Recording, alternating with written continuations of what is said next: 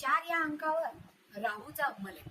राहू आणि आधुनिक काळातला हर्षल म्हणजे पूर्वीपासून हर्षलाची उपस्थिती होती, पण कलियुगामध्ये हर्षलावर जास्तीत जास्त प्रभाव हर्षलाचा झालेला दिसतो. म्हणजे 4 या आकड्यावर राहू आणि हर्षलाचा प्रभाव आहे. आता तुम्हाला सगळ्यांना माहिती आहे की राहू म्हणजे फक्त डोकं आहे, कारण राहू केतूची कथा सगळ्यांनाच माहिती आहे. राहूला फक्त डोकं आहे आणि केतूला फक्त धड आहे. मग राहू कसा आहे? राहू बुद्धिमान आहे, चंचल आहे, दिसायला आकर्षक आहे आणि डोक्यापासून फक्त गळ्यापर्यंतचाच भाग त्याच्याकडे आहे. म्हणजे सगळी इंद्रिय त्याची शाबूतच, डोळे, कान, नाक आणि तो. त्याच्यामुळे तो जे बोलतो ते संमोहक बोलतो, म्हणजे संमोहन करण्यासारखंच बोलतो.